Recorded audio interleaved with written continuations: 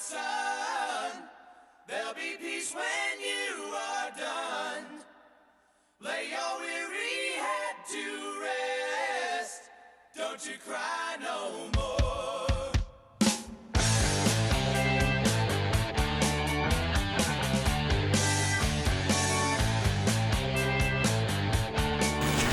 Hey YouTube, this is Vargas XX78 with another one of my Tales from the Vargas Vault series.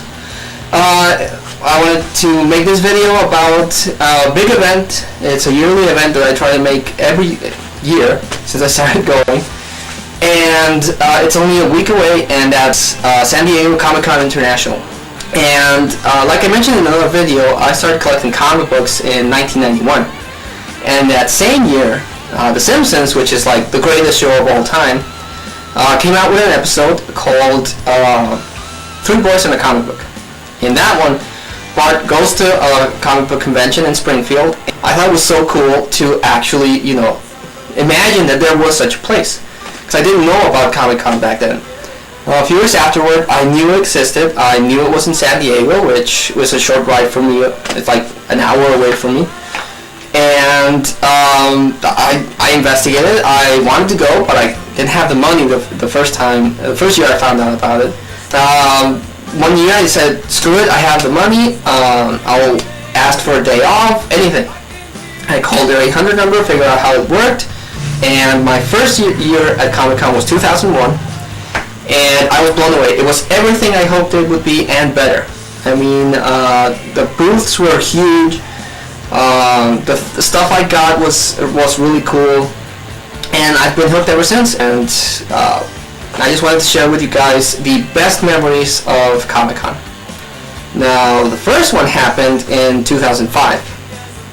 2005, I went there and I went to the Simpsons booth, and Matt Groening, who's the creator of the Simpsons, was there signing autographs and signing books, and that's where I got the crown jewel of my Simpsons collection,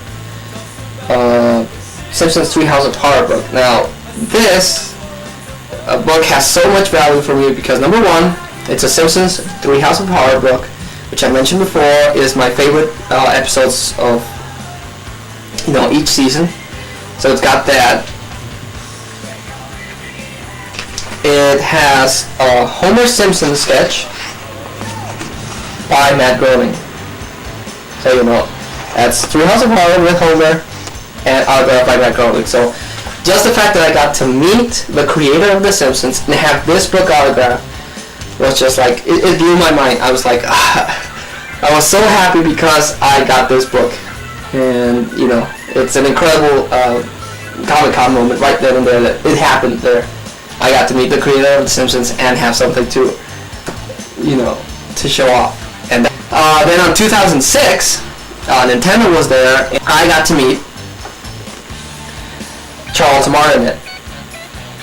Now, if you don't know who Charles Martinet is, then you're not really a gamer. Charles Martinet is the voice of Mario, of Luigi, of Wario, Waluigi, Baby Mario, Baby Luigi.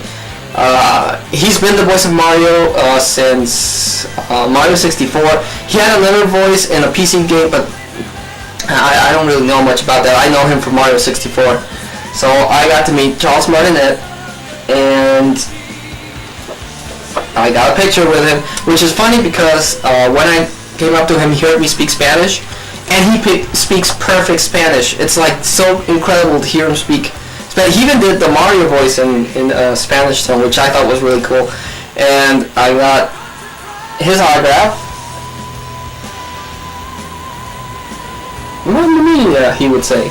And that's really cool. I mean, as a gamer, having a chance to meet Charles Martinet was really cool. Then this guy I met in 2001. He's a really cool guy. I was walking through the booths, and he was giving away free candy, and who can resist free candy? And he has this web page where he writes a webcomic, and his name is Paul Horn. That's him right there.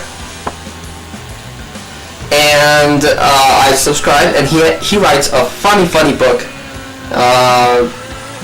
every year I go there and pick up something to support him because he does it for free.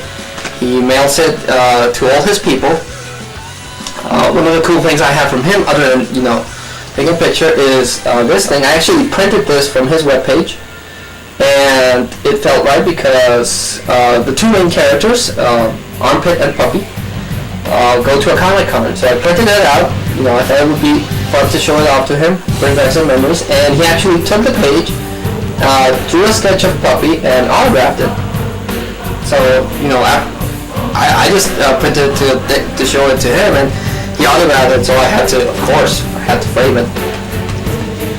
And like I said, his webpage is free, but he has started selling collections of his work. The first one is Cool Jerk Volume 1 with this is Armpit and this is Puppy, autographed by him, and inside he drew a sketch of characters. Then the next year he released Cool Jerk Volume 2 with Maggot, also inside, it's autographed by him with a sketch. And last year he released Doc Spider Omnibus. He sent to hard movies, so this is like an alternate character of him. It's actually him. And this year he's going to release Cool Jerk Volume 3. The next memorable thing I have to show off is this little guy. And you will probably be asking, well, what's the big deal? You can get these guys anywhere. But in 2007, I was walking through the panels, and I saw a YouTuber that at the time was really popular, and that was Echo. Now I know she's gotten a lot of heat because people started saying that she's an actress and everything was scripted. But the fact is that at the time I really liked the videos. They were funny, they were entertaining. So I saw her and I was like, oh, I'm not gonna bother her. She's doing her own thing, and so I walked away, and I was like, well, when am I gonna get a chance to meet a YouTube celebrity? So I turned around so I can meet up with her again as a token for recognize her as Echo. She gave me this little guy. So say what you will about the person, or the videos were funny and the character was funny, which is why I like that memory. Then in 2008. I got to go into a panel for my second favorite show of all time, and that's Pushing Daisies. I went there with a friend, and the whole cast was there. Everyone.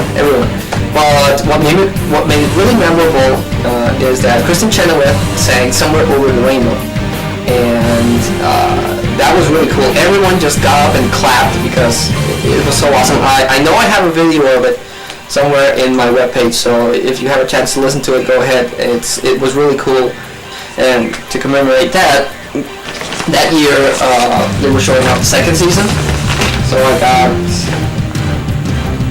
the Pushing Daisies with that. The last memorable thing I have to show, I have to talk about actually. I don't have anything to show for it, because it was just like a spur of the moment thing that happened. And in 2007, I took one of my dearest friends to Comic-Con. And this is a story I tell everyone about Comic-Con, because it was so funny. We were walking through the booths, and she was looking at this Asian booth that was there, and they were selling kimonos and those Raven hats and stuff like that. And we were right in front of one of the exits, and someone bumps into her. And she turns around, and it was Robert Downey Jr. Iron Man himself bumped into my friend, and Mr. Robert Downey Jr. Puts his face like, and in my head I saw him thinking, hello, my name is Robert Downey Jr. And my friend's like, gave him this look like, watch where you're going. And Mr. Robert Downey Jr. was there like waiting for an autograph or something, and it didn't happen. My friend just turned around, and she was like looking at her stuff, and he turned around to look at me, and okay, he exited the Comic-Con, and I was like, do you know who just bumped into you? Do you know who that was? And she was like, no. And every year we talk about it because it was so fun. Especially the thing I remember the most was his face, like, yeah, I Robert Downey Jr. It was, you see, anyone else would have been like, what the hell. But he seemed like a nice guy, and that day he was giving autographs for his Iron Man movie, and he's one of my favorite actors because of that back then. Now we don't miss one of his movies. Every time a Robert Downey Jr. movie comes out, we go see it and we talk about that memory because it was like, I just wish I had my camera at the time because that was her brush with greatness at her very first Comic-Con, and ever since she's been hugged. And yeah, these are just a few of the coolest things I have to talk about Comic-Con. So this is Vargas XX78, signing off.